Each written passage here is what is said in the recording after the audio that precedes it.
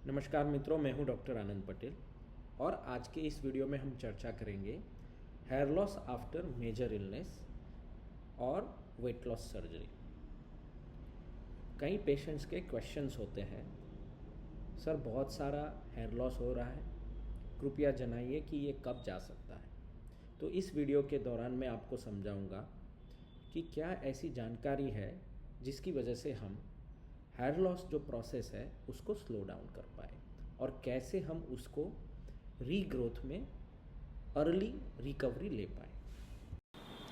Hair loss क्यों होता है और कैसे होता है वो जानने से पहले ये जानकारी बहुत ज़रूरी है जो आपके कॉमन क्वेश्चंस को आंसर्स दे सकती है। Hair growth cycles mainly anagen और टेलोजन फेज होता है। एनाजन फेज वो होता है जिसमें हेयर ग्रोथ होते हैं और टेलोजन फेज वो होता है कि जिसके अंदर हेयर का ग्रोथ रुक जाता है। इसमें दो जानकारी बहुत ही इंपॉर्टेंट है। हम जिसके बारे में बात कर रहे हैं वो हेयर शेडिंग के बारे में बात करें कि हेयर लॉस हो रहा है। हम यहाँ पे कोई मेल पैटर्न बाल्डनेस के बारे में डिस्कस नहीं कर रहे हैं। अक्सर जब हेयर ग्रोथ साइकिल्स को देखा जाता है तो गिवन पॉइंट ऑफ टाइम, मतलब कि किसी भी टाइम फ्रेम में आप देखें तो 90% of the time here growth होते रहते हैं और सिर्फ 10% ही टेलोजन फेज में होता है जो हेयर को शेड करते हैं। यही जब हेयर ग्रोथ फेज से रेस्टिंग फेज में जाता है, जैसे कि एक्यूट ट्रोमा होना, वेट लॉस होना, एनोरेक्सिया या आपके प्रोटीन्स और विटामिन की मात्रा जब बहुत ही कम हो जाती है तो शरीर अपने बचाव में हेयर को शेड करना शुरू हो जाती है, पर फॉलिकल्स वहीं के वहीं रहते हैं। जब भी कोई मेजर सर्जरी होती है या एक्यूट वेट लॉस होता है तो ये बॉडी की नेचुरल फिनोमेन है कि वो एनाजन फेज को, जो ग्रोथ फेज हेयर का होता है, उसको टेलोजन फेज में, शेडिंग फेज में कन्वर्ट करती है। तकरीबन हेयर लॉस की प्रोसेस है वो 3 मंथ टू 6 मंथ तक रहती है। 6 मंथ के बाद वापस वही हेयर साइकिल का जो ग्रोथ है वो ग्रोथ फेज में एंटर हो जाता है और नोटिसेबल इफ़ेक्ट जो होती है वो 6 टू 9 मंथ के बाद ही दिखने को मिलती है। तो ये जानकारी हमारे लिए बहुत ज़रूरी है कि जो भी हेयर लॉस होता है वो टेम्पररी होता है, उसको हम प्रिवेंट भी कर सकते हैं और कई बार हम उसको रैपिड रिकवरी में भी ला सकते हैं। आपके जो 3 क्वेश्चंस मोस्ट कॉमनली पेशेंट जो पूछे जाते हैं उसमें से फर्स्ट क्वेश्चन होता है हेयर लॉस कब तक बना रहेगा। जैसे कि मैंने आपको प्रीवियस स्लाइड में दिखाया कि कोई भी हेयर ग्रोथ का साइकिल्स जो होता है एक बार शेडिंग फेज में होता है तो वो कम से कम 3 टू 6 मंथ तक रहता है। 6 मंथ के बाद वो रिकवर हो जाता है। सेकेंड जो क्वेश्चन होता है, क्या ये हेयर वापस आएंगे और कैसे उसको झड़प से हम ला सकते हैं। जी हाँ, ये हेयर ग्रोथ वापस आएंगे, पर उसको झड़प से लाने के लिए आपको कई सारी चीज़ें समझनी बहुत ज़रूरी है। शरीर में कितना प्रोटीन्स लेना है, कितने विटामिन्स लेने हैं और स्ट्रेस का क्या सिग्निफिकेंट इफ़ेक्ट है। और यही चीज़ हमें पूछी जाती है, क्या प्रोटीन और विटामिन्स लेना ज़रूरी है। जी हाँ, ये बिल्कुल ज़रूरी है, क्योंकि आप मेजर इलनेस सर्जरी या वेट लॉस प्रोसीजर के बाद बॉडी को रिकवर होने के लिए भरपूर मात्रा में विटामिन्स और प्रोटीन की ज़रूरत होती है। मैं आपको ऐसी 3 टिप्स बताना चाहता हूं जो आपके हेयर प्रोसेस जो लॉस हो रहा है उसको स्टॉप करेंगी। तो फर्स्ट टिप यह है कि प्रोटीन्स, अगर शरीर में हेयर को सिंथेसिस करना है, नया बनाना है, तो प्रोटीन की मात्रा भरपूर होनी चाहिए।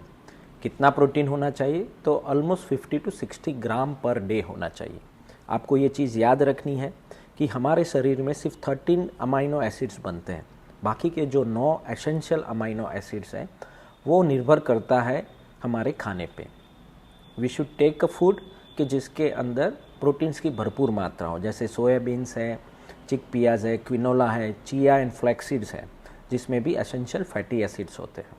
सेकेंड थिंग, अगर आप नॉन वेजिटेरियन हैं तो आप एग, चिकन, फिश या ग्रीक योगर्ट भी ले सकते हैं। कॉमर्शियल प्रोटीन पाउडर्स और प्रोटीन बार्स इजीली अवेलेबल होते हैं। आप अपने बेरियाटिक टीम के कोऑर्डिनेटर्स या न्यूट्रिशनिस्ट का कांटेक्ट कर सकते हैं।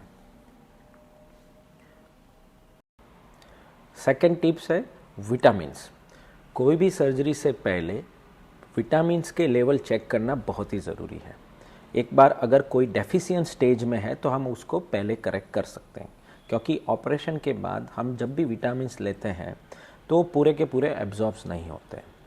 3 जो विटामिन बहुत ही इंपॉर्टेंट है, उसमें से एक विटामिन है बायोटिन, 10,000 माइक्रोग्राम जो उसका कॉमन डोज होता है, और ये आपको सेपरेट फार्मूला या फिर बेरियाटिक न्यूट्रिशन से ही मिल सकता है, जो आपके हेल्दी हेयर ग्रोथ के लिए बहुत ही अक्सर यूज़ रहता है। दूसरे 2 विटामिन होते हैं, वो है एक है फॉलिक एसिड एंड आयरन। आपको चेक करवाना है एवरी 3 to 6 मंथ में ये 2 reports, vitamin D, folic acids, iron. अगर वो डेफिशिएंट है तो आपको उसको करेक्ट करना बहुत ही ज़रूरी है। दूसरे ऐसे भी एलिमेंट्स होते हैं जैसे कि कॉपर, जिंक, सेलेनियम, इसको हम माइक्रो न्यूट्रिएंट डेफिशिएंसी कहते हैं, इसको भी साथ में हमें करेक्ट करना चाहिए। तीसरी टिप्स जो बहुत ही ज़रूरी है वो है lifestyles. If you are passing from stress, anxiety, then probably you should consult your doctors and your team, क्योंकि ये बहुत ही एसेंशियल चीज़ है। अगर आप प्रोटीन भी ले रहे हैं, विटामिन्स भी ले रहे हैं, पर साथ में if you are passing through the stress और some kind of psychological issues, तो भी आपको इतना अच्छा रिजल्ट नहीं मिलता है। Second thing, look for the scalp problem. कई बार ऐसा भी होता है कि आपको ऑलरेडी कोई स्काल्प की बीमारी है और उसकी वजह से भी आपको हेयर लॉस हो सकता है, तो you should always consult your dermatologist. Third thing, always check your vitamin level. इसके लिए बहुत ही ज़रूरी है कि आप रेगुलर चेकअप कराएं।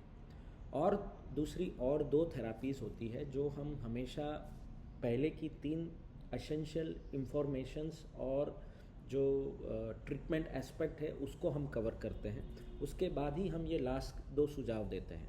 एक होता है टॉपिकल सॉल्यूशंस, मिनॉक्सिडिल, पर्टिकुलरली ये मेल पैटर्न बाल्डनेस में मदद करती है। और सेकंड होता है स्काल्प थेरापी, जिसमें different type of hair regrowth के लिए इंजेक्शंस या यूवी लाइट्स और दूसरी थेरापी ले जाती है। ये सब कुछ डर्मेटोलॉजिस्ट के ऊपर आधारित होता है। पर अगर आप बेरियाटिक सर्जरी कराएं हैं या फिर आप कोई मेजर इलनेस कराएं, सर्जरी के बाद जो हेयर लॉस हुआ है, तो उसमें hair regrowth 90% of time 6 to 9 month के बाद शुरू हो जाते हैं।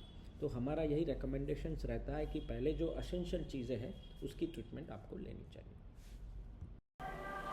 Hope you like this videos. अगर आपको ऐसे दूसरे भी क्वेश्चंस और क्वेरीज हैं तो आप हमें ये फॉरवर्ड कर सकते हैं and we will make the video for you. Thank you.